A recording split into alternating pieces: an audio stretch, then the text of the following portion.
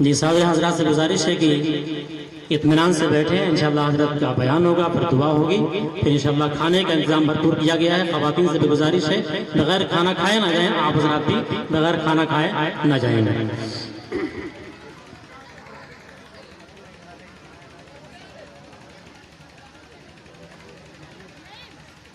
السلام علیکم ورحمۃ اللہ وبرکاتہ۔ ان الحمد للہ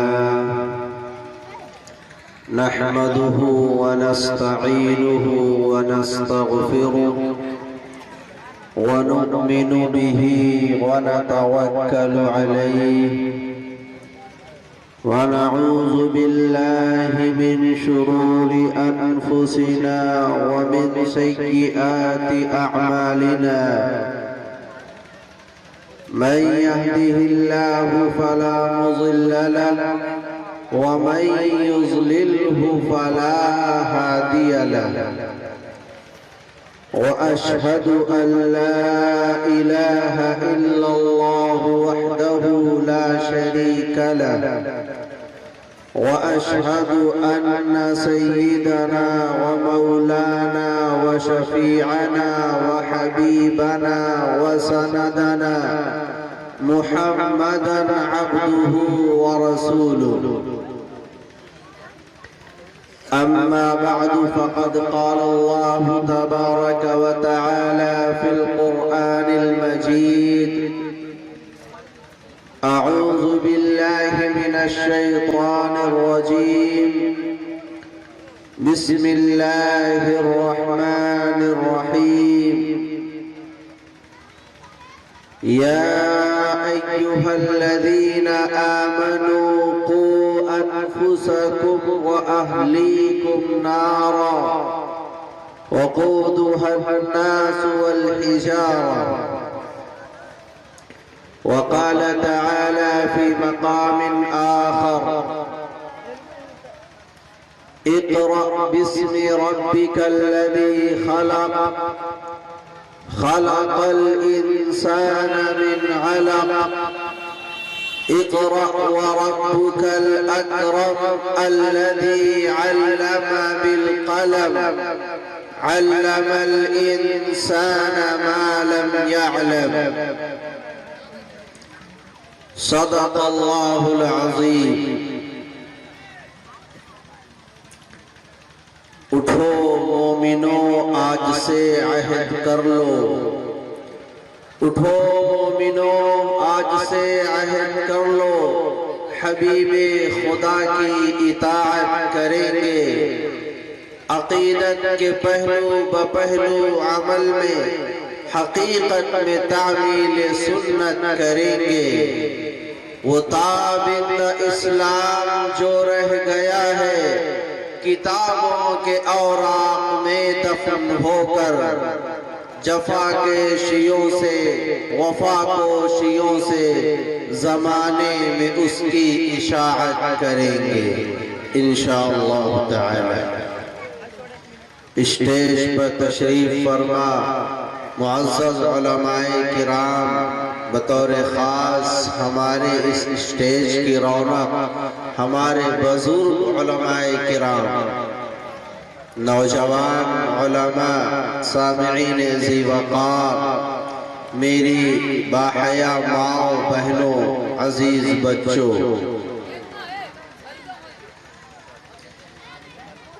سب سے پہلے تو ان تمام احباب کا شکریہ جن کی بدولت آج آپ کے سامنے چند باتیں عرض کرنے کی یہ توفیق ملی ہے۔ جب اس گاؤں میں حاضری ہوئی، نوجوانوں کے چہروں پر، چمکتے دمکتے چہروں پر اور ان کے جوش و خروش کا نظارہ ہوا تو ایک عجیب کیفیت طاری ہوئی،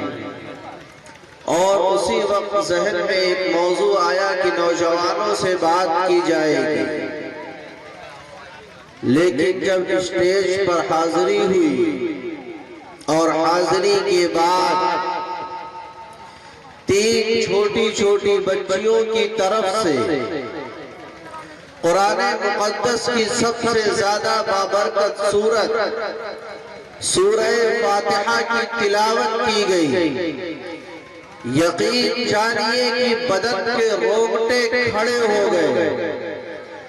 دل بالکل پگھل گیا، آنکھوں میں آنسو آ گئے، اور وہیں سے میرا یہ ذہن بن گیا کہ آج آپ حضرات کے سامنے اپنی تقریر کی شروعات اور گفتگو کی ابتدا لارڈ میکالے کے اس خط سے کریں گے جو اس نے اس ملک ہندوستان پر انگریزوں کے ناپاک قبضے کے بعد اپنے حواریوں اور اپنے چاپلوسوں اور اپنے بڑوں کو جو لندن میں بیٹھے ہوئے تھے، مستقبل میں اور فیوچر میں آنے والے دنوں میں اس پیارے ملک ہندوستان کے اندر مسلمانوں کی تعلیمی اور تہذیبی، مسلمانوں کے کلچر، ان کے مذہب کے حوالے سے خط لکھا تھا۔ لارڈ میکالے ایک زمانے میں برطانوی حکومت کی طرف سے یہاں پر نظام تعلیم کو مکمل طور پر رائج کرنے کا ذمہ دار بنایا گیا۔ اس نے اپنے خط میں اپنے بڑوں کو یہ لکھا تھا کہ ہم نے جو نظام تعلیم اس ملک ہندوستان کے اندر لاگو کیا ہے، کون سا ملک ہندوستان جس ملک کے اوپر مسلمانوں نے 800 سالوں تک حکومت کی تھی، وہ ہندوستان جس کو مسلمان بادشاہوں نے اپنے خون جگر سے سینچ کر سونے کی چڑیا بنا دیا تھا، وہ ملک ہندوستان جس کو مسلمان حکمرانوں نے لال قلعہ کی لالی دی تھی، قطب مینار کی بلندی دی تھی، جامع مسجد کی عظمت دی تھی، وہ ہندوستان جس کو تعلیم و تربیت کا گہوارہ بنایا تھا، وہ ہندوستان جس کو مسلمانوں نے، یہاں کے باشندوں نے ایک ترقی یافتہ ملک بنایا تھا، ایک خوشحال ملک بنایا تھا۔ اس ہندوستان کے اندر جب انگریز قدم رکھتا ہے، کیا آپ دیکھتا ہے؟ اس خط کے اندر لکھا ہے کہ ہم نے جو نظام تعلیم اس ملک کے اندر رائج کر دیا ہے، جو نظام ہم نے لاگو کیا ہے، زیادہ دن نہیں گزرے گا، اس ملک کے اندر رہنے والا ہندو نہ تو ہندو باقی بچے گا، نہ مسلمان باقی بچے گا۔ ہندوؤں کے اپنے مذاہب کے اوپر سے اعتماد ختم ہو جائے گا، مسلمانوں کا بھی اپنے مذہب کے اوپر سے اعتماد ختم ہو جائے گا، قرآن کے اوپر سے ایمان ختم ہو جائے گا، اللہ کی وحدانیت ان کے دلوں کے اندر سے نکل جائے گی۔ روح محمد کو ہم مسلمان بچوں کے دلوں سے کھینچ کر نکال دیں گے، مسلمان نام کا مسلمان بچے گا، لیکن حقیقت میں اس کے اندر عشق رسول کی چنگاری نہیں ہوگی۔ لارڈ میکالے نے یہ خط لکھا تھا، اور وہ اپنے اس خواب میں اتنا پر یقین تھا کہ اس کو لگ رہا تھا کہ کچھ ہی سالوں میں ہندوستان کا نقشہ ٹھیک اسپین کی طرح ہو جائے گا، وہی اسپین جس کے اوپر مسلمانوں نے تقریباً 800 سالوں تک حکومت کی تھی، وہ اسپین جس کو اندلس کے نام سے مسلمانوں نے آباد کیا تھا، آج بھی اندلس کے اندر وہاں کی عظیم الشان جامع قرطبہ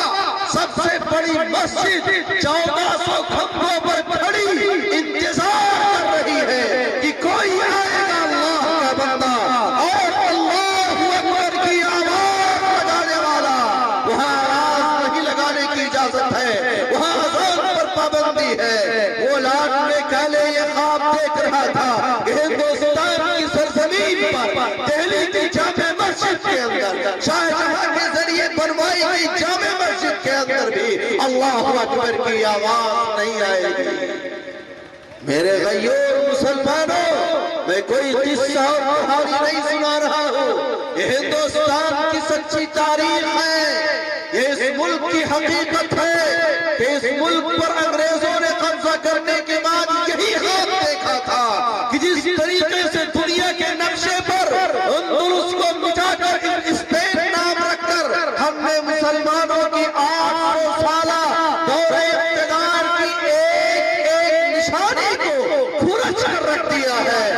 ہندوستان کے اندر بھی مسلمانوں کی ایک ایک نشانی کو کھرچ کر رکھ دیں گے۔ لارڈ میکالے کا وہ خط اگر آپ کو پڑھنا ہے تو آپ پڑھیے کتاب مولانا سیرت ربی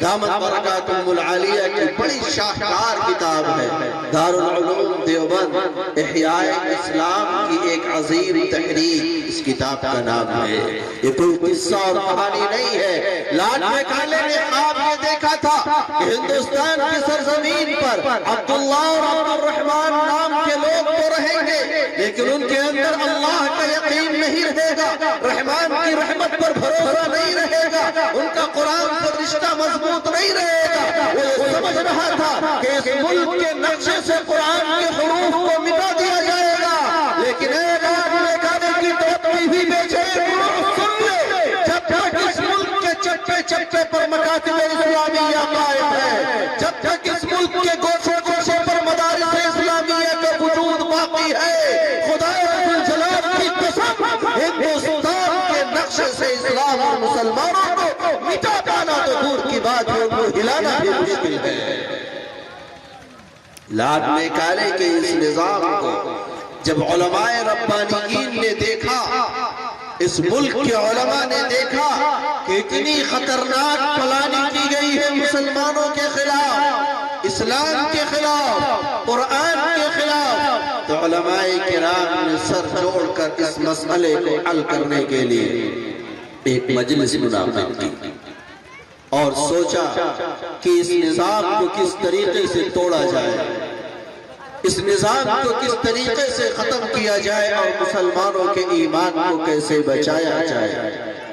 چنانچہ علماء کرام کے بالکل خالی ہاتھ تھے، اب ان کے پاس اقتدار نہیں ہے، ان کے پاس دولت کی وہ فراوانی نہیں ہے،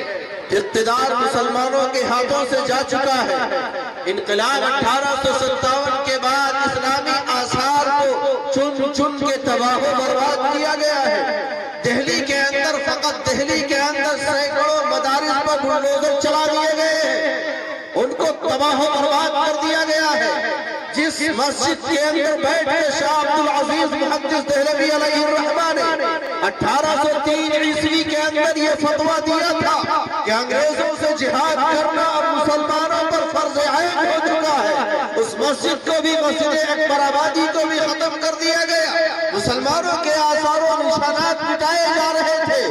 ایک گمنام قصبے کے اندر بیٹھ کر چند علماء جمع ہوتے ہیں اور پلان بناتے ہیں۔ حضرت مولانا قاری طیب صاحب علیہ الرحمہ لکھتے ہیں اپنے ایک مضمون کے اندر کہ علماء ربانیین نے جب یہ دیکھا کہ انگریزوں کی طرف سے یہ آفر دیا گیا تھا کہ اے مسلمانوں تم اپنے بچوں کو ہمارے تعلیمی اداروں میں بھیجو، ہم تعلیم بھی تم کو مفت دیں گے، ہم لباس اور ڈریس بھی آپ کو مفت میں دیں گے، ہم کھانے پینے کا انتظام بھی فری میں کریں گے، ہم اخراجات بھی فری میں برداشت کریں گے، بس تم ہمیں اپنے بچوں کے دے دو، ہم ان کی تعلیم و تربیت کا انتظام کریں گے۔ ایک ایسے نظام تعلیم کے مقابلے میں جب دوسرے اسلامی نظام تعلیم کو لاگو کرنا ہوا تو علماء ربانیین نے غور و فکر کے بعد یہ فیصلہ کیا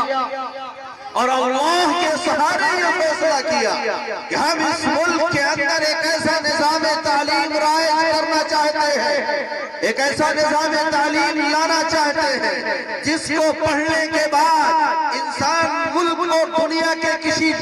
بھی گوشے سے ہو، دنیا کے کسی خطے سے بھی تعلق رکھتا ہو، ہمارے اس نظام تعلیم کا مقصد یہ ہے کہ انسان مسلمان بن جائے اور اسلام کا جان لے، اسلام کے اوپر جان قربان کرنے والا مسلمان بن جائے۔ اس نظام تعلیم کے لیے انہوں نے بھی اعلان کر دیا کہ ہم فری میں تعلیم دیں گے، ہم کھانے کا بھی نظم فری بھی کریں گے، ہم کتابوں کا انتظام بھی مفت کریں گے، ہم کسی چیز کے لیے فیس نہیں لیں گے۔ اور جانتے ہو کس کے سہارے؟ ایک تو اوپر اللہ کا سہارا اور دوسرا نظام انہوں نے کیا بنایا تھا؟ مورخین لکھتے ہیں کہ ان علماء ربانیین کے ذہن میں آنے والا نظام الہامی نظام تھا، ذہن میں آنے والا یہ نظام اللہ کے رسول صلی اللہ علیہ وسلم کا لایا ہوا نظام تھا۔ کیا ترتیب بنے گی؟ پیسہ کہاں سے آئے گا؟ نظام کیسے چلے گا؟ دیوبند قصبے کے اندر ایک بڑے بزرگ آدمی تھے، بڑے اللہ والے تھے، ان کے بارے میں یہ مشہور تھا کہ جب وہ ہاتھ اٹھاتے ہیں تو اللہ ان کی دعائیں قبول فرماتے ہیں، مستجاب الدعوات تھے، لوگوں کے اندر بڑی قدر تھی، سادات خاندان سے تعلق رکھتے تھے، دنیا ان کو حاجی عابد حسین کے نام سے جانتی ہے۔ دارالعلوم دیوبند کی تاریخ میں درج ہے جب یہ مشورہ ہوا اور مشورے کے بعد یہ بات طے ہو گئی کہ ہم فری میں سب کچھ کریں گے اور مدرسہ چلائیں گے عوامی چندے سے، عوام کے تعاون سے، وہ اپنے زمانے کا سید جس کا اپنا ایک مقام ہے، جس کی اپنی ایک عزت ہے، جس کا اپنا ایک وقار ہے، وہ دیوبند کی مسجد میں جمعہ کے بعد نکلتا ہے، اپنے سر کے اوپر جو رومال باندھے ہوئے ہیں رومال کو کھول کے دیوبند کی گلیوں میں نکل جاتا ہے۔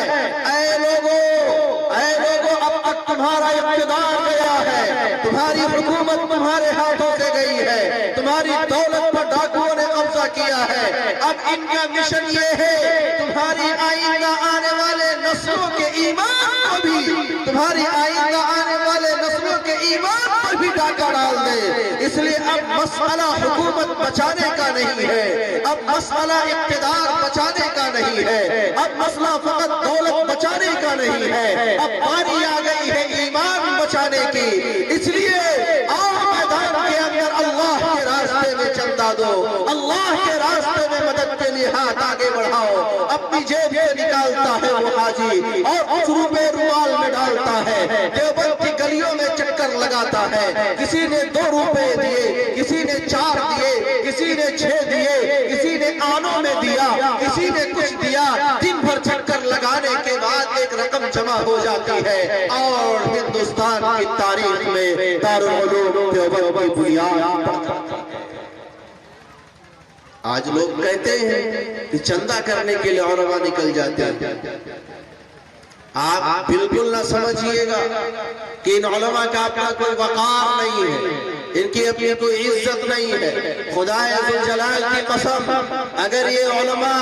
دنیا کے کسی بھی کاروبار میں، دنیا کے کسی بھی کام میں لگ جائیں تو عام دنیا داروں سے کم پیسہ یہ نہیں کمائیں گے۔ اگر ہمارے بزرگوں نے اپنے خون جگر سے مدارس اسلامیہ، مکاتب اسلامیہ کی اس تحریک کو کھڑا نہ کیا ہوتا اور زندہ نہ کیا ہوتا اور ہندوستانی مسلمانوں کے ایمان کو بچانے کے لیے اس تحریک کو شروع نہ کیا ہوتا اور انہوں نے اپنے وقار کو خاک میں ملا کر ہندوستانی مسلمانوں کے ایمان کو نہ بچایا ہوتا تو ہم علماء اکابر بھی کبھی میدان میں نہ آتے، ہم دوستوں کے دروازوں پر دستک نہ دیتے، ہم یہاں وہاں ہاتھ نہ پھیلاتے کہ اے لوگوں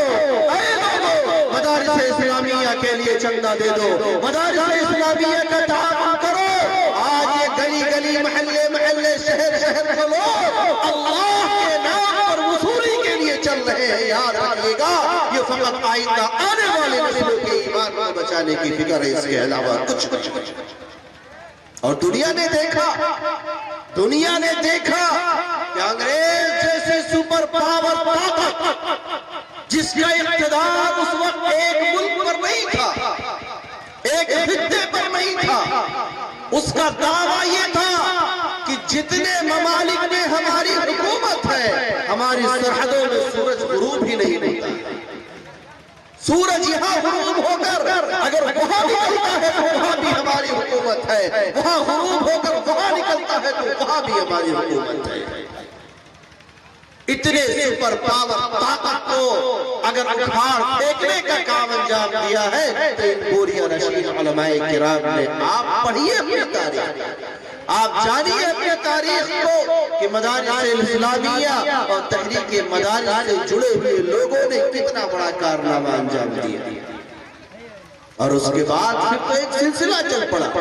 دارالعلوم دیوبند کے قائم ہونے کے بعد ایک کے بعد ایک مدرسے قائم ہوتے چلے گئے، فضائل سہارنپور، مدرسہ شاہی مراد آباد، جامع مسجد امروہہ اور نہ جانے کتنے مدرسے اس طریقے سے جڑتے چلے گئے، اور پھر ان مدارس نے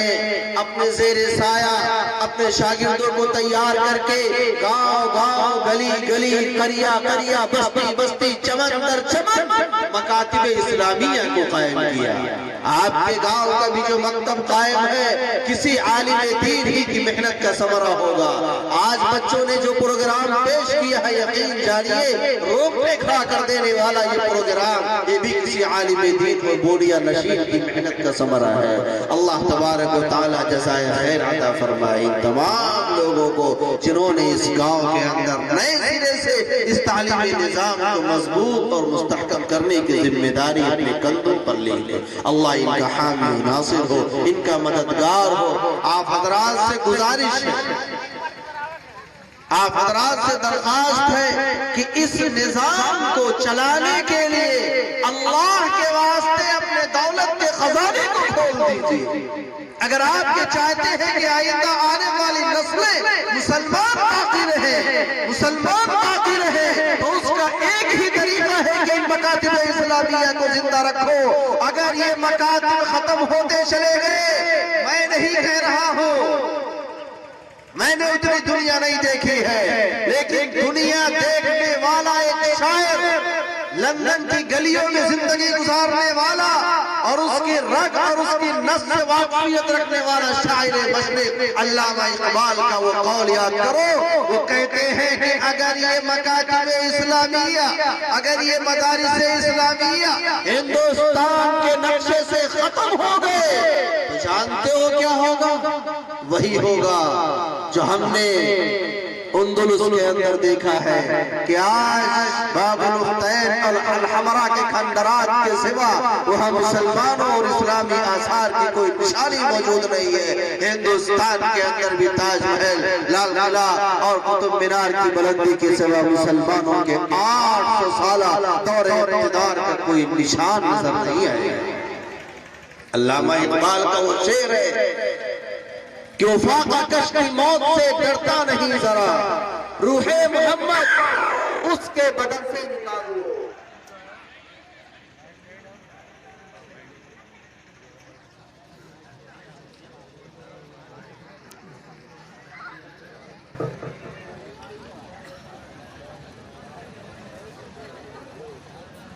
محترم حضرات، زندگی میں اس طرح کے حالات پیش آتے رہتے ہیں۔ اگر دنیا کا ہر کام انسان کے اپنی خواہشات کے مطابق ہونے لگ جائے تو پھر انسان اپنے آپ کو خدا سمجھنے لگتا ہے۔ ایک اللہ والے کا مقولہ بہت زبردست ہے، منسوب ہے حضرت علی رضی اللہ تعالی عنہ کی طرف۔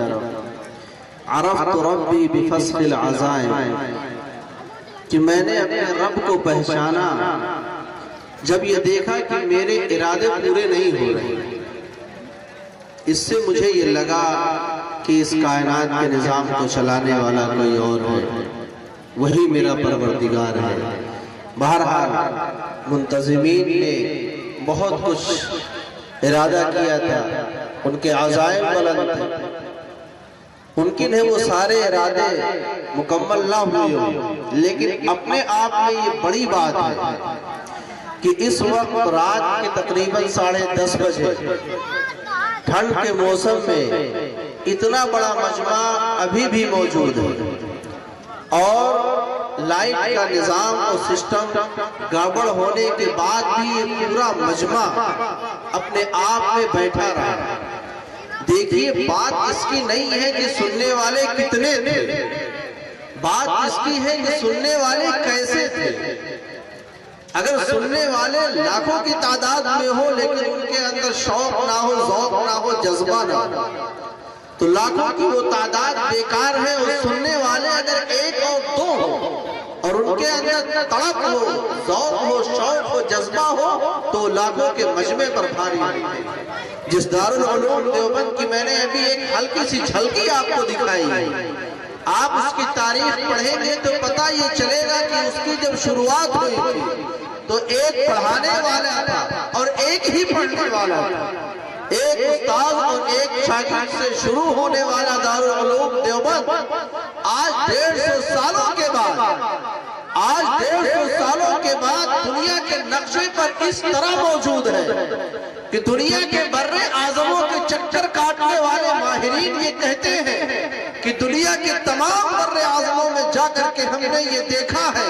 کہ دین کے نام پر جو بھی تحریک کہیں بھی چل رہی ہے، دین کے نام پر جو بھی کام کہیں بھی ہو رہا ہے، اس کی تہ کے اندر جب جا کر ہم نے دیکھا ہے، اس کے جڑ میں جا کر جب ہم نے دیکھا ہے تو ڈائریکٹ یا انڈائریکٹ دارالعلوم دیوبند کا فیض نظر آیا ہے۔ اس لیے یہ جو مجمع ہمارے سامنے موجود ہے، یہ مغز ہے، یہ خلاصہ ہے، یہ اصل ہے، یہ اساسہ ہے، یہ قیمتی ہے۔ اسی طریقے سے جم کر بیٹھے رہیے، 20 سے 25 منٹ بعد اور ہوگی۔ میں عرض یہ کر رہا تھا میرے بھائیوں کہ مدارس اسلامیہ، یہ مکاتب اسلامیہ اس لیے ہے تاکہ ایمان والے بچوں کے اندر روح محمد موجود رہے، ورنہ ابلیس نے تو یہ فرمان اپنے کارندوں کے نام جاری ہی کر رکھا ہے کہ وہ فاقہ کش کی موت سے ڈرتا نہیں ذرا، روح محمد اس کے بدن سے نکال دو، اور افغانیوں کی غیرت دیکھا ہے یہ علاج، ملا کو ان کے کوہ دمن سے نکال دو، علماء اور عوام کا رشتہ توڑ دو، یہ ملت اسلامیہ ہی بکھر کر رہ جائے گی۔ آج ضرورت اس بات کی ہے کہ ہم علماء اور عوام کے اس رشتے کو مضبوط اور مستحکم کریں اور دینی تعلیم کو فروغ دینے کی کوشش کریں، اپنے بچوں کو قرآنی تعلیمات سے آشنا کرائیں اور بطور خاص بچیوں کی تعلیم و تربیت پر دھیان دیں، جو کہ آج کے اس مجمع میں ہماری مائیں اور بہنیں بھی موجود ہیں اور اسٹیج پر بچیوں نے آ کر پروگرام پیش کیا ہے۔ اس لیے میں اس حوالے سے کچھ باتیں عرض کرنا چاہتا ہوں کہ ایک عورت ایک مسلم معاشرے اور سماج کے اندر کیا انقلاب لا سکتی ہے؟ جب بات اصلاح معاشرہ کی ہوگی، جب بات سماج سدھار کی ہوگی، تو ایک بات کی یاد رکھیے گا، یہ معاشرہ اس وقت تک ٹس سے مس نہیں ہو سکتا، ایک دن کا بھی ادھر سے ادھر نہیں ہو سکتا جب تک خواتین اسلام کا کردار اس کے اندر شامل نہ ہو۔ اور اسلام کی تاریخ تو بڑی عظیم الشان ہے میری ماں اور بہنوں، اسلام کی تاریخ اٹھا کر دیکھو گے تو خواتین اسلام کے نام ایسے ایسے کارنامے درج ہے کہ انسانیت دنگ رہ جائے گی۔ عورتوں کے اعزاز کے لیے کیا یہ بات کافی نہیں ہے کہ جناب محمد رسول اللہ صلی اللہ علیہ وسلم کی دعوت پر سب سے پہلے لبیک کہنے کا اعزاز، سب سے پہلے اسلام قبول کرنے کا فخر اور تاج جس کے سر بنتا ہے وہ ایک خاتون حضرت خدیجہ الکبریٰ رضی اللہ تعالی عنہ ہے۔ اللہ کے نبی آتے ہیں، اقرأ بسم ربک الذی خلق، ابتدائی 5 آیتیں نازل ہو چکی ہیں، اللہ کے نبی پریشان ہیں، آپ کے بدن کے اوپر ٹھنڈ کی وجہ سے کپکپاہٹ طاری ہے، گھر آ کر کہتے ہیں مجھے کمبل اڑا دو، حضرت خدیجہ الکبریٰ رضی اللہ تعالی عنہ اطمینان دلاتی ہے کہ اے میرے محبوب آپ کو پریشان ہونے کی ضرورت نہیں ہے، آپ کے اوپر جو یہ حالت طاری ہوئی ہے یہ عارضی ہے، اس کی وجہ سے آپ کو کوئی نقصان نہیں ہوگا، اس لیے کہ آپ انسانیت کے غمخوار ہیں، اس لیے کہ آپ یتیموں کے والی اور غلاموں کے مولا ہیں، اس لیے کہ آپ مظلوموں کی مدد کرنے والے ہیں، اس لیے کہ آپ لوگوں کے بوجھ کو اپنے سر اٹھانے والے ہیں۔ اور سن لیجئے اللہ کے نزدیک آپ کا مقام بلند ہونے والا ہے، اس لیے اللہ نے آپ کے اوپر یہ کیفیت طاری کی ہے، اور اسی وقت آپ کے کلمات کو اور آپ کی باتوں پر یقین کر لیا۔ اسلام قبول کرنے والی ایک خاتون سب سے پہلے ہے، آگے اسلام کی تاریخ کو اٹھاؤ، اسلام کے نام پر اپنے خون کے قطرے کو بہا دینے والی اور اپنے خون کے قطرے سے اسلام کی تاریخ کو رنگین کرنے کا اعزاز بھی حاصل ہے، تو ایک خاتون کو حاصل ہے، تاریخ میں نام درج ہے، حضرت سمیہ رضی اللہ تعالی عنہا، اسلام کے خاطر سب سے پہلے شہادت کا اعزاز حاصل کرنے والی یہی خاتون ہے، حضرت سمیہ رضی اللہ تعالی عنہا کو ظالم ابو جہل نے گرفتار کر لیا، اور ابو جہل نے گرفتار کر کے کہا اے سمیہ تمہارے سامنے 2 ہی راستے ہیں،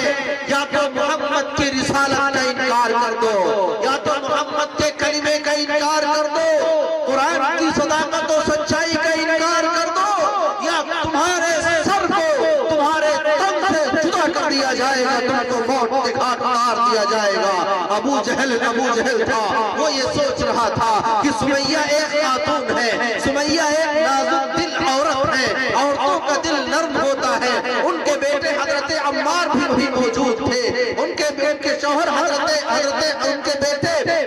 حضرت عمار بھی وہی موجود تھے، ان کے شوہر حضرت یاسر بھی وہی موجود تھے۔ ابو جہل یہ سوچ رہا تھا کہ جب ماں کی نظر اپنے بیٹے پر پڑے گی، جب بیوی کی نظر اپنے شوہر پر پڑے گی، سمیہ ایمان سے ہٹ جائے گی۔ لیکن قربان جاؤں اے سمیہ تمہاری روح پر، قربان جاؤں اے سمیہ تمہارے جذبے پر۔ حضرت سمیہ رضی اللہ تعالی عنہ نے کہا اے ابو جہل کان کھول کر سن لو، کان کھول کر سن لو، جان جائے یا رہے، سر کٹے یا باقی رہے، سر کٹا سکتی ہو لیکن سر جھکا سکتی نہیں۔ محمد کا کلمہ پڑھا ہے، اس سے ایک انچ پیچھے نہیں ہٹ سکتی۔ محمد کے اوپر جان قربان ہے، اسلام کے اوپر جان قربان ہے۔ ابو جہل کے اوپر جلال طاری ہوا، ابو جہل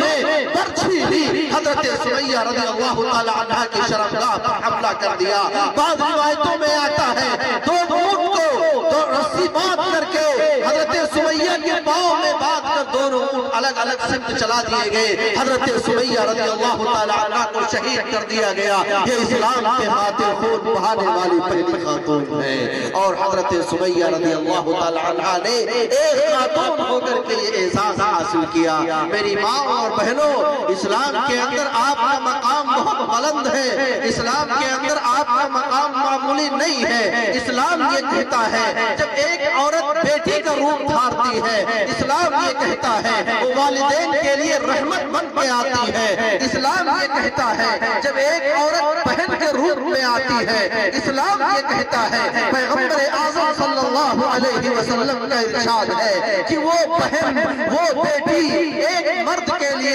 ایک بھائی کے لیے، ایک باپ کے لیے جنت میں لے جانے کا ذریعہ بن جاتی ہے۔ اسلام یہ کہتا ہے جب ایک عورت ایک بیوی کا روپ دھارتی ہے، ایک بیوی کی شکل میں آتی ہے، اسلام یہ کہتا ہے وَمِنْ آيَاتِهِ أَنْ خَلَقَ لَكُم مِّنْ أَنفُسِكُمْ أَزْوَاجًا لِتَسْكُنُوا إِلَيْهَا۔ ایک عورت جب بیوی کے کردار میں آتی ہے تو اور شوہروں کے لیے سکون کا ذریعہ بن جاتی ہے، اطمینان کا ذریعہ بن جاتی ہے، راحت کا ذریعہ بن جاتی ہے۔ اور ایک عورت جب ماں کا روپ دھار کے آتی ہے، ماں کی شکل میں آتی ہے، اسلام یہ کہتا ہے جنت اس کے قدموں میں آ جاتی ہے۔ اے میری ماں اور بہنوں، اپنے مقام کو پہچانو۔ اسلام نے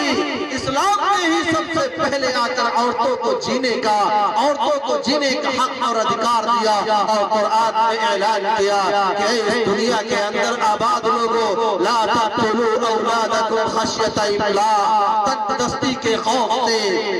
محتاجگی کے ڈر سے اپنی بچیوں کا، اپنی اولاد کا قتل نہ کرنا۔ یہ قرآن کا حکم اس لیے آیا کہ اللہ کے رسول صلی اللہ علیہ وسلم نے جس ماحول میں آنکھیں کھولی تھی، اس ماحول میں یہ رواج تھا، یہ طریقہ تھا کہ لوگ اپنی بیٹیوں کو زندہ درگور کر دیا کرتے تھے، اپنی لاڈلی کو خود ہی اپنے ہاتھوں سے دفن کر دیا کرتے تھے۔ اس لیے اللہ کے رسول صلی اللہ علیہ وسلم کے اوپر قرآن کریم میں اللہ نے وحی نازل کی کہ اے پیغمبر یہ اعلان کر دیجئے کہ لوگ اپنی بچیوں کو زندہ درگور نہ کریں، اس لیے کہ اس کے بارے میں سوال ہوگا۔ ایک مرتبہ اللہ کے رسول صلی اللہ علیہ وسلم کے سامنے ایک دردناک واقعہ ایک صحابی نے سنایا۔ میری ماں اور بہنوں سنو، وہ بیان کرنے لگے کہ اے اللہ کے نبی، زمانے جاہلیت کی بات ہے، زمانے جاہلیت کی بات ہے، میری ایک لاڈلی بچی تھی، میں کہیں سفر پہ گیا ہوا تھا، سفر سے واپس آیا تو دیکھا کہ میرے گھر میں ایک بچی ہے۔ اپنی اہلیہ سے پوچھا کہ یہ بچی کس کی ہے، بتایا گیا کہ یہ تمہاری بچی ہے، پیدا ہوئی ہے، اور وہ اس لائق ہو گئی تھی کہ میری انگلیاں پکڑ کر چلتی تھی، وہ اتنی عمر کو پہنچ گئی تھی کہ مجھ سے باتیں کیا کرتی تھی۔ اے اللہ کے نبی، ایک دن میرے ذہن میں یہ خیال آیا کہ میں اس بچی کو زندہ رکھوں گا تو ذلت برداشت کرنی پڑے گی، داماد کسی کو بنانا پڑے گا،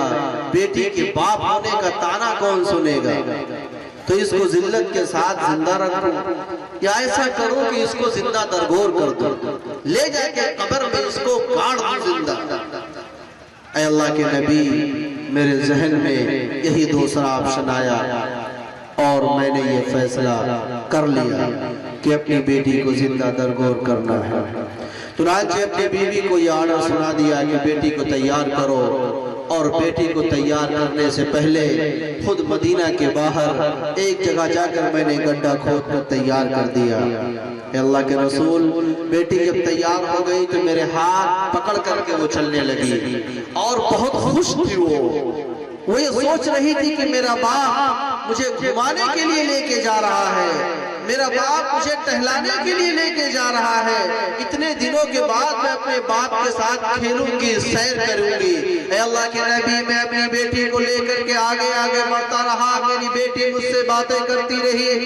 طرح طرح کے سوالات جوابات ہوتے رہے، وہ مگن تھی، خوش تھی، یہاں تک کہ ہم اس مقام پر پہنچ گئے جہاں میں نے گڈھا کھود کو تیار کیا تھا۔ جب میری بیٹی وہاں پہنچی تو میں نے اپنی بیٹی سے کہا، بیٹی ذرا اس میں جھانک کر دیکھنا کیا ہے۔ جب میری بیٹی اس گڈھے کے قریب گئی، جھانک کر دیکھنے لگی، اے اللہ کے نبی، میں نے پیچھے سے اس کو دھکا دے دیا، میری بیٹی اس گڈھے کے اندر گر گئی، وہ چلانے لگی، یا ابتا، یا ابتا،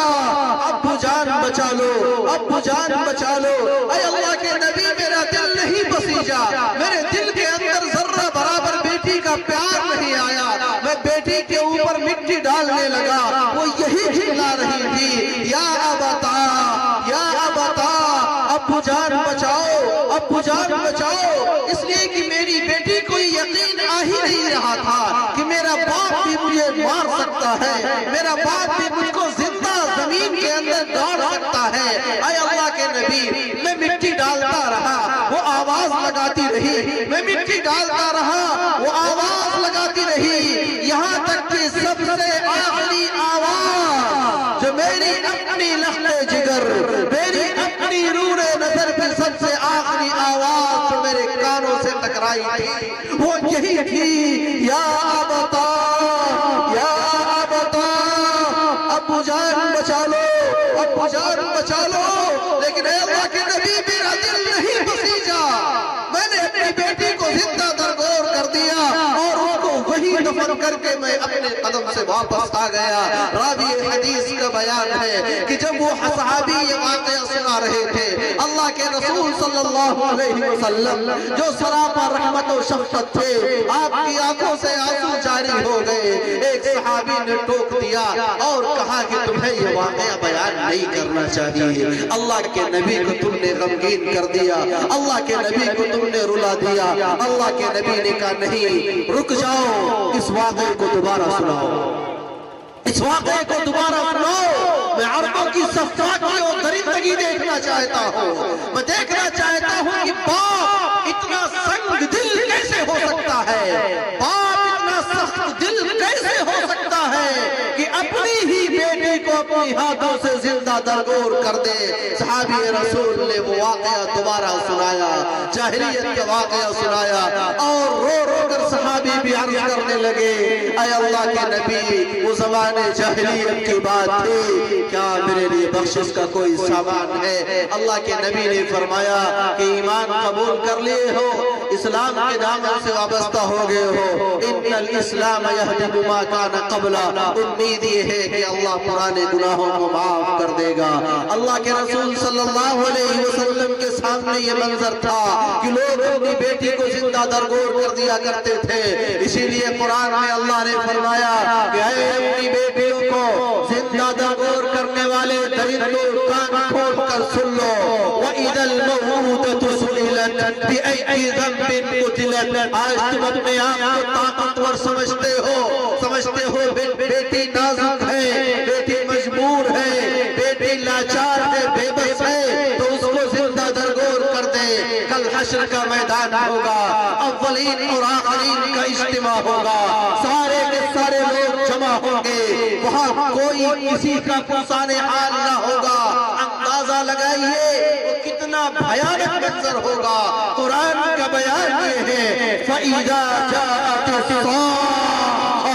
يَوْمَ يَفِرُّ الْمَرْءُ مِنْ أَخِيهِ وَأُمِّهِ وَأَبِيهِ وَصَاحِبَتِهِ وَبَنِيهِ. قرآن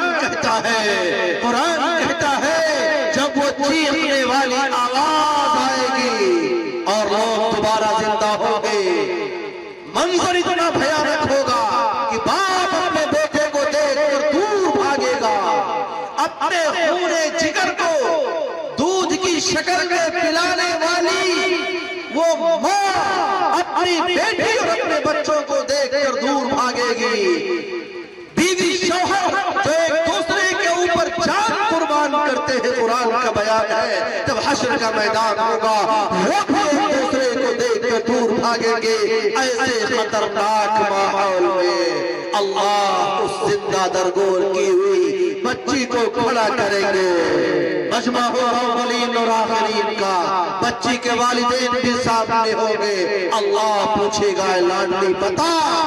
تجھے کس جرم میں قتل کیا گیا تھا. یہ سوال اس بچی سے نہیں بلکہ اس بچی کے والدین سے ہوگا کہ بتاؤ اس بچی کو زندہ درگور کیوں کیا تم نے. کوئی جواب نہیں بن پڑے گا میرے دوستو. اسلام آیا. اسلام آنے کے بعد اللہ کے نبی نے فرمایا کہ اے لوگو بیٹیاں تمہارے لیے رحمت ہے, بہنیں تمہارے لیے جنت میں جانے کا ذریعہ ہے, بیویاں تمہارے لیے سکون و اطمینان کا ذریعہ ہے, مائیں تمہارے سروں کا تاج ہے, ان کی خدمت کر کے جنت حاصل کرو. عورت اس روئے زمین پر, عورت اس کائنات میں, اس کائنات کو سجانے و سنوارنے اور بقا کی ضامن ہے. اسلام نے عورت کو مقام بخشا, عورتوں کے معاملات کو آسان کیے, ان کی تعلیم و تربیت کے مرحلے کو آسان کیا, ان کے شادی بیاہ کے مسئلے کو چٹکیوں میں حل کر دیا اسلام نے. نتیجہ یہ نکلا کہ عورتوں کو زندگی مل گئی, عورتوں کو حیات مل گئی, عورتیں اس دنیا کے اندر اپنے حقوق کے ساتھ رہنے لگی. قرآن نے ان کے حقوق متعین کر دیے کہ ان کے حقوق میں کوئی کوتاہی نہ کرے. لیکن ایک بار پھر زمانے نے کروٹ لی, دنیا کے اندر انقلاب آیا اور عورتوں کے معاملات لوگوں کے لیے مشکل ہوتے گئے. لڑکیوں کی شادی بیاہ لوگوں کے اوپر بوجھ بنتی چلی گئی. نتیجہ کیا نکلا؟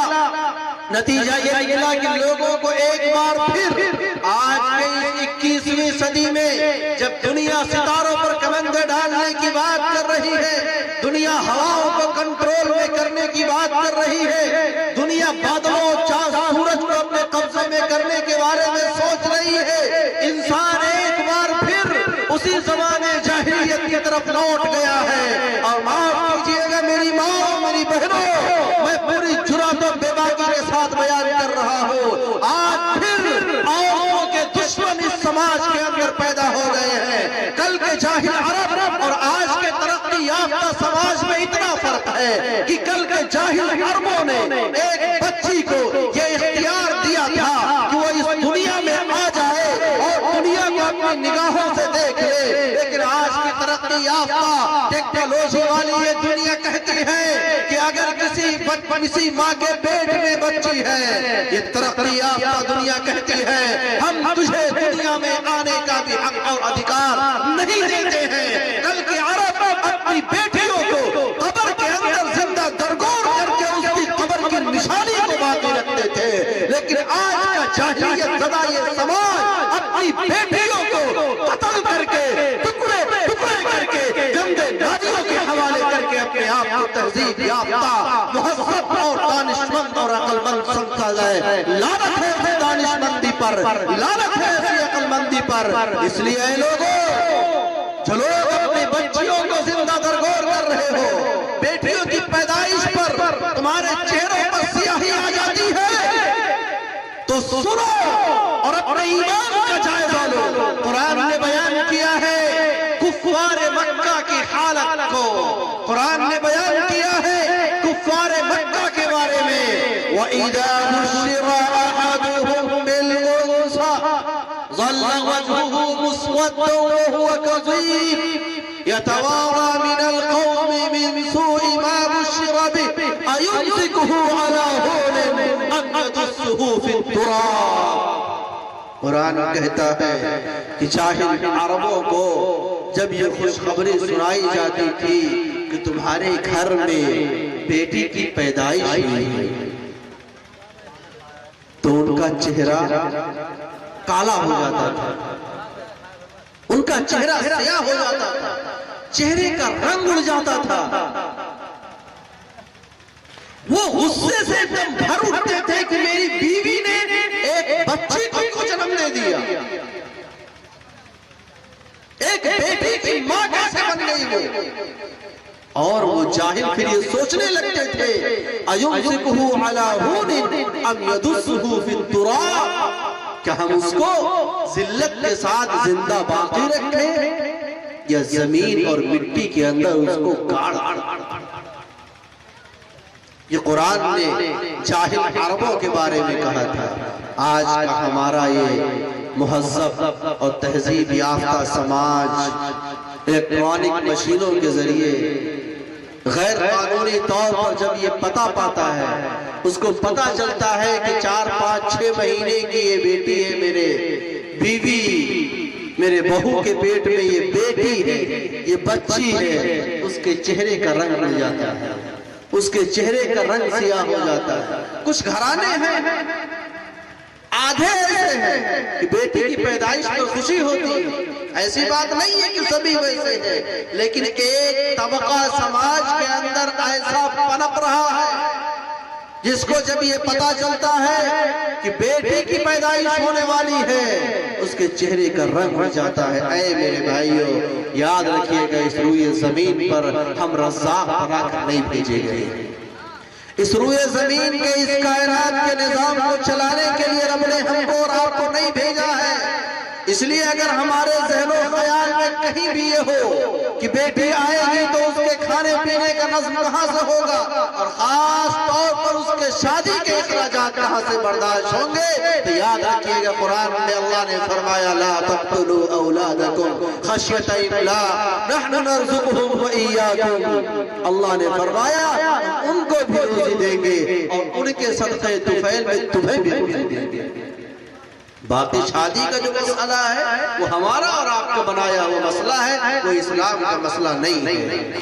آج اگر بیٹیوں کی شادی مہنگی ہو رہی ہے، تباہ کن ہو رہی ہے، اور ایک مڈل کلاس آدمی کی ساری کمائی اپنی 3 4 بیٹیوں کی شادی ہی کی نظر ہو جاتی ہے، وہ اسلام کا مسئلہ نہیں ہے، وہ ہمارا اور آپ کا مسئلہ ہے۔ اسلام نے تو اس مسئلے کو چٹکیوں میں حل کیا تھا، اسلام نے تو اس مسئلے کو اتنی آسانی سے حل کیا تھا کہ محبوب کبریہ صلی اللہ علیہ وسلم نے فرمایا اعظم النکاح برکۃ ایسرہ مؤونہ، ہر ایک کی یہ خواہش رہتی ہے کہ میرے بیٹے اور بیٹی کی جو شادی ہو رہی ہے بابرکت ہو۔ ہم لکھاتے ہیں شادی مبارک، لکھاتے ہیں شادی مبارک، اور امید بھی یہی رہتی ہے کہ مبارک ہو، لیکن معاف کیجئے گا پیغمبر کا فارمولہ کچھ اور ہے صلی اللہ علیہ وسلم، اور ہمارا طرز عمل کچھ اور ہے۔ کیا فارمولہ ہے برکت کے لیے؟ اللہ کے نبی نے فرمایا سب سے زیادہ بابرکت نکاح وہ ہے جس کے اخراجات میں سب سے زیادہ آسانی،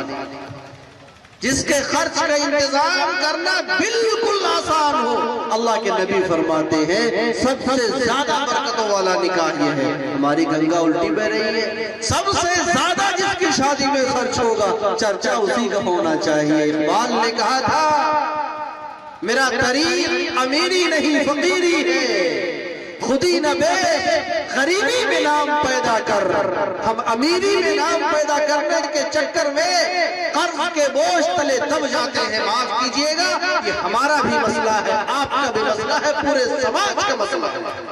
بیٹیاں کی شادی بھاری مشکل سے مشکل تر ہوتی چلی جا رہی ہے، اور بغیرت نوجوان، بغیرت میں کہتا ہوں ایسے نوجوان کو جو اپنی شادی کی قیمت لگاتا ہے تو 4 5 10 لاکھ 15 20 لاکھ روپے، اس کے بغیرت والدین یہ کہتے ہیں کہ میرا بیٹا ڈاکٹر ہے، اس کی تعلیم کے اخراجات میں 15 لاکھ خرچ ہوا ہے، اس لیے شادی میں 30 لاکھ چاہیے۔ ڈوب نہیں مرے علم کا سودا کرتے ہوئے، ڈوب نہیں مرے ڈاکٹری جیسے عظیم الشان پیشے کی قیمت لگاتے ہوئے، کبھی کبھی مکہ کے بازاروں میں ایسے غلام بنا کرتے تھے، اپنی خیرات کو بیچ رہے ہو 20-30 لاکھ روپے میں۔ اور معاف کیجئے گا،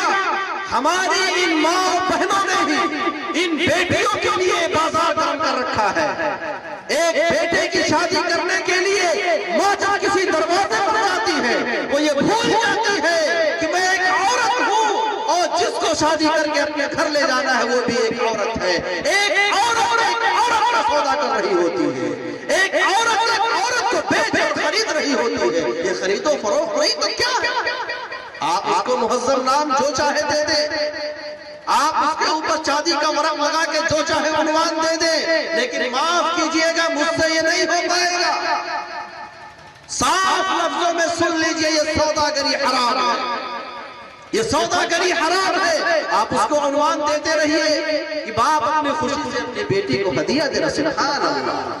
باپ اپنی خوشی سے اپنی بیٹی کو ہدیہ دے رہا ہے۔ کسی کی مجبوری کا ناجائز فائدہ اٹھاتے ہوئے شرم نہیں آئی۔ وہ باپ اپنی بیٹی کو اگر جہیز کا سامان لاد کر رخصت نہیں کرے گا، وہ باپ جانتا ہے کہ میری بیٹی کی زندگی اس کے سسرال میں دشوار ہو جائے گی، عذاب بن جائے گی، جہنم بن جائے گی، اس لیے باپ مجبور ہے اپنی بیٹی کو دینے کے لیے۔ ہم اس کو ہدیے کا ٹائٹل دے دیتے ہیں، ہم اس کو تحفے کا عنوان دے دیتے ہیں۔ عنوان بدلنے سے حقائق بدل نہیں جائیں گے میرے بھائیوں۔ ہمارے اپنے گھروں کے اندر بھی بہنیں اور بیٹیاں ہیں۔ ہر باپ خود جس نے اپنی بیٹی کی شادی کی ہو، وہ اپنے گریبان میں جھانک کر دیکھ لے کہ باپ کتنی خوشی سے اپنی بیٹی کو تحفہ دیتا ہے۔ میں یہ نہیں کہتا کہ باپ کو خوشی نہیں ہوتی، باپ کو یقیناً خوشی ہوتی ہے، اور ہر باپ چاہتا ہے کہ اپنی بیٹی کو کچھ تحفہ دے۔ بات تحفہ کے لینے اور دینے میں نہیں ہے، لیکن ہمارے سماج میں جو طریقہ چل گیا ہے، معاف کیجئے کہ اس کو تحفے کا عنوان نہ دے۔ یہ تحفہ نہیں ہے، یہ ایک سماجی جبر، یہ ایک سماج نے تھوپ رکھا ہے، اس کو تو وہ انتظام کرنا ہی کرنا ہے، چاہے قرض لے کے کرے، چاہے زمین بیچ کے کرے، چاہے لون لے کے کرے، چاہے سود لے کے کرے، اس کو تو کرنا ہی کرنا ہے۔ بلکہ بعض تو عقل مند ایسے پیدا ہو گئے، بیٹی پیدا ہوئی اس کے نام کھاتا کھلا دیا، بھائی چلیے سود جمع ہوتا رہے گا، جب تک وہ 20 سال کی ہو جائے گی 20 لاکھ جمع ہو جائے گا۔ وہ اپنے آپ کو جینیس سمجھتے، عقل مند سمجھتے، ہوشیار سمجھتے۔ اسلام نے جس نظام کو آسان پیش کیا تھا، ہم نے اس کو مشکل بنا کر کے ایک دوسرا حرام طریقہ ایجاد کر لیا، جس کے بارے میں قرآن یہ کہہ رہا ہے، سود خور اگر سود سے توبہ نہیں کرے گا، سود خور اگر سود سے توبہ نہیں کرے گا، قرآن کا بیان یہ ہے کہ اللہ اور اس کے رسول سے جنگ کا اعلان کرے گا۔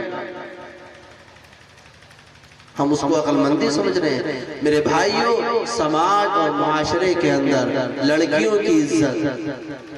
بچیوں کی عزت، ان کی جان کی حفاظت اسی وقت ہو پائے گی جب ہم ان کے معاملات کو سہل اور آسان بنائیں گے۔ اگر لڑکیوں کی تعلیم و تربیت، ان کے نکاح اور شادی بیاہ کو ہم نے مشکل بنا دیا تو معاف کیجئے گا، پھر وہی ہوگا جو آج ہو رہا ہے۔ بچیاں اس دنیا میں آنے سے پہلے ہی گٹر کی نالیوں سے بہہ کر فنا ہو جا رہے ہیں۔ اللہ ہماری اور آپ کی اس سے حفاظت فرمائے۔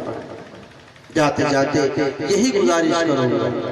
کہ اپنے اس گاؤں کے اندر اگر ہم ترقی چاہتے ہیں تو دو باتیں ضرور کریں۔ ایک تو تعلیم کا ماحول بنائیں، مکاتب کے نظام کو مضبوط کرنے کے ساتھ ساتھ جو اعلیٰ تعلیم ہے اس کی طرف بھی ہم اپنے بچوں کا ذہن لگائیں۔ عام طور پہ مسلمان معاشرے کے اندر بچے ہائی اسکول انٹر تک جاتے جاتے ہیں، بس ختم کہانی، اوپر ہم نہیں لے جاتے ہیں، ان کو موقع نہیں مل پاتا۔ یہ تیاری کرائے اور ذہن بنائے گاؤں کا۔ تعلیم ایک واحد ایسا ذریعہ ہے جس کے ذریعے انشاءاللہ تعالی ہم بلندی کے مقامات پر پہنچ سکتے ہیں۔ ذلت و رسوائی کو اگر ختم کرنا ہے، ترقی کی طرف جانا، تعلیم واحد ذریعہ ہے، اور اس کی اہمیت کا اندازہ ان 5 آیتوں سے لگائیے جو میں نے خطبے کے شروع میں پڑھا ہے اور جو اللہ کے رسول صلی اللہ علیہ وسلم کے اوپر سب سے پہلے نازل ہوئی۔ اللہ نے فرمایا سب سے پہلے کہ اے پیغمبر اپنے اس پروردگار کے نام سے پڑھیے جس نے اس پوری کائنات کو بنایا ہے، جس نے انسان کو جمع بہے ہوئے خون سے پیدا کیا ہے، جس نے انسان کو قلم سے سکھایا ہے، جس نے انسان کو وہ باتیں سکھائی جو انسان نہیں جانتا تھا۔ ان 5 آیتوں کے اندر صرف پڑھنے لکھنے کی بات کی گئی ہے۔ وہ ملت، وہ قوم جس کے مذہبی کتاب کی شروعات ہی تعلیم سے ہو، پڑھنے پڑھانے سے ہو، تعلیم سے دور ہونا بالکل مناسب نہیں ہے۔ اخیر میں دعا یہی ہے کہ قوت عشق سے ہر پست کو بالا کر دے، دہر میں اس میں محمد سے اجالا کر دے۔ شکریہ تمام لوگوں کا جو اس مجمع کے اندر شریک رہے، ان نوجوانوں کا جنہوں نے محنت اور کوشش کی، مولانا ابو طلحہ اور ان کے تمام رفقا اور حاجی صاحب تمام ذمہ داران کا جنہوں نے محنت کی کوشش کی۔ آپ بالکل مایوس مت ہوئیے گا، اس مجمع کو دیکھ کر آپ اپنے پروگرام کے اندر کامیابی اور ناکامی کا فیصلہ بالکل نہ کیجئے گا۔ کامیابی اور ناکامی اللہ کے ہاتھ میں ہے۔ اگر گاؤں میں تعلیمی انقلاب کی لہر چل گئی، ہم کامیاب ہیں، سننے والے چاہے ہوں یا نہ ہوں۔ اگر گاؤں والوں کے ذہن میں تعلیمی بیداری آ گئی، ہم اور آپ کامیاب ہو گئے، سننے والے چاہے جتنے ہوں۔ تو یہ سب کے سب قابل مبارکباد ہے۔ ہماری مائیں اور بہنیں بھی جو اپنے گھروں کو چھوڑ کر اس ٹھنڈ میں پنڈال کے اندر موجود ہیں، میزبانوں نے ضیافت کے لیے جو نظم کیا ہے، آپ ان کی دلجوئی کے لیے ضرور اس میں شریک ہو اور دعا فرمائے کہ اللہ تبارک و تعالی ہم سب کو ایمان پر خاتمہ نصیب فرمائے۔ آمین وآخر دعوانا ان الحمد للہ رب العالمین۔